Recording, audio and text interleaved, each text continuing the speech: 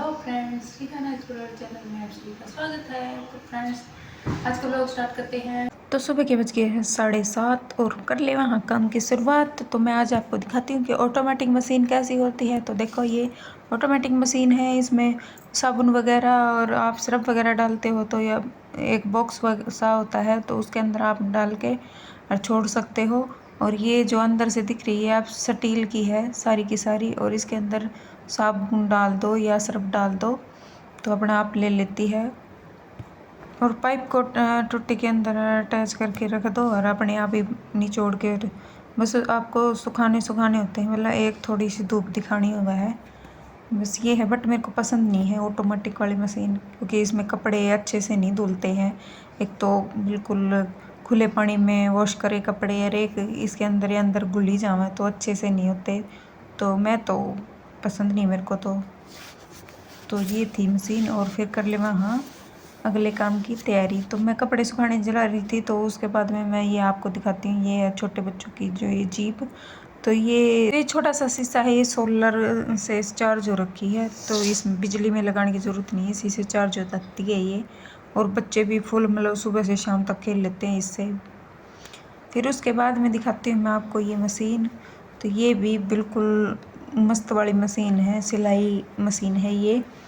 तो इससे पाँचे बहुत अच्छा डिजाइन बनता है पाँचों का। आप इसको ये देखो, ये फिर बनता है, ये ऐसे ऐसे पाँचे बनाती है। ये शेप में पाँचे बनाए हैं।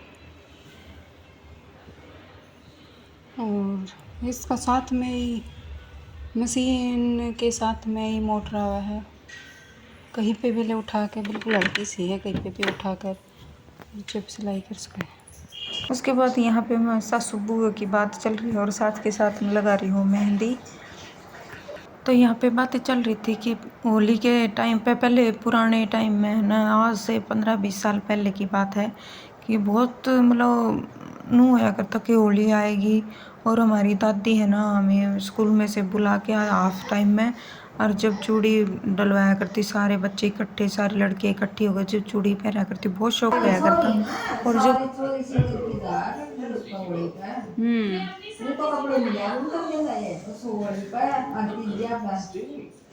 पहले पाछे चवन्नी ठंडी तो हमने देखी होड़ी भी को नहीं चवन्नी। उसके बाद मम्मी बोले कि ये चुन्नी का लैस है ना, ये निकल रहे थे धागे। तो मम्मी बोले कि ये दोबारा से लगा दे, तो ये दोबारा से लगा रही हूँ। देखो, और इसका धागा भी अलग ही डला है, यहाँ से आके और फिर यहाँ से आके फिर नीचे जाके, और फिर ये देखो ये नीचे आ जाएगा। ये देखो, ये नीचे आ जाएगा, नीचे आके यहाँ डाल के फिर इसके अंदर डला है लो ऑटोमेटिकली। तो ये ना यहाँ पे फट गई थी जीन्स, और जीन्स फटने के बाद में ये बीच में से फट गई थी, मैंने कट करके और ये कैपरी बना दी। तो ये देखो साथ में ये मोटर आया है।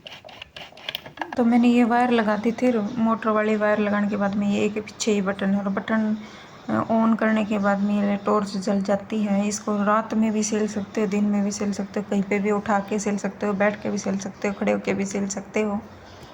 तो काफ़ी इफ़ेक्टिव मशीन है ये, काफ़ी अच्छी है। और ये है पाँचों के लिए ऑप्शन है, आप कोई सा भी शेप दे सकते हो पाँचों में। और इसका प्राइस है, ये आई थी 16 से लेके 17,000 के आसपास आ जाती है ये। मतलब काफ़ी अच्छी है, बट सिलाई वाले नहीं ज़्यादा सिल सकते इससे।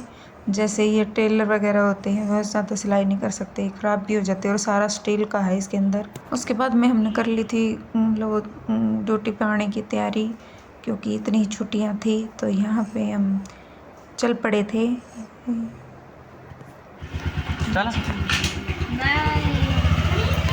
बाय। ठीक है माँ, कर लो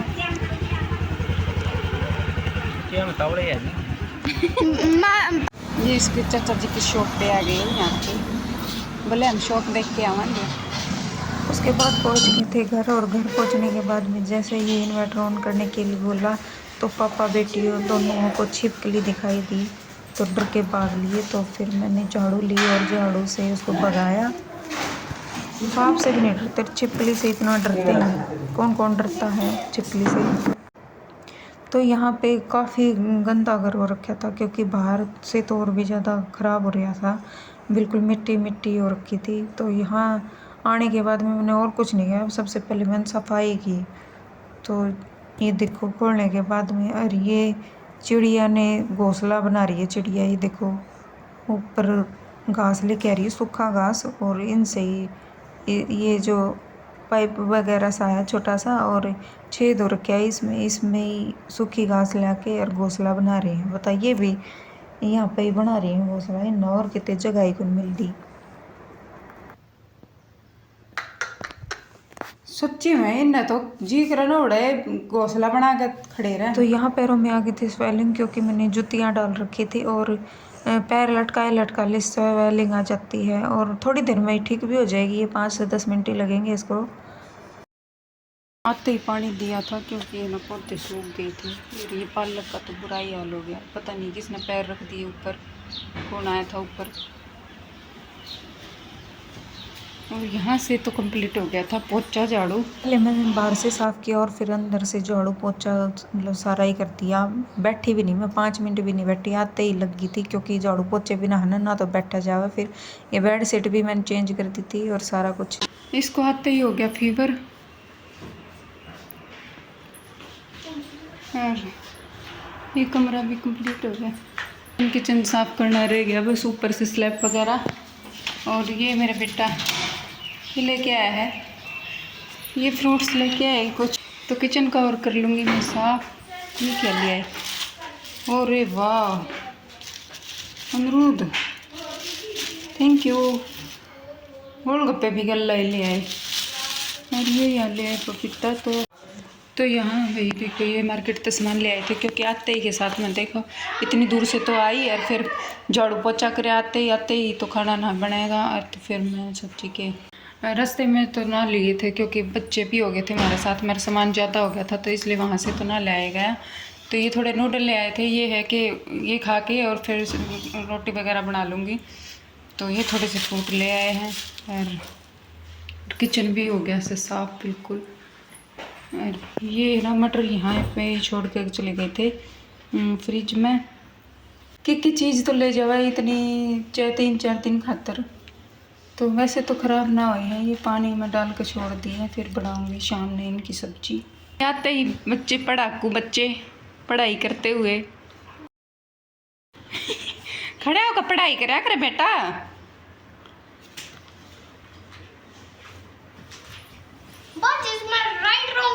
सारा काम कंप्लीट करके जैसे सफाई वगैरह होगी तो मैंने सफाई भी कर ली थी, पोछा झाड़ू कर लिया था, स्लैब वगैरह भी साफ़ कर ली थी।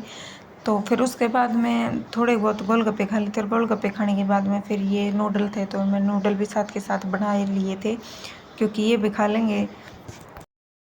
ये ढुलंडी वाले दिन खेल लिए थे, इस वजह से बीमार हो गए क्या, आते ही फिर हो गया दोनों को।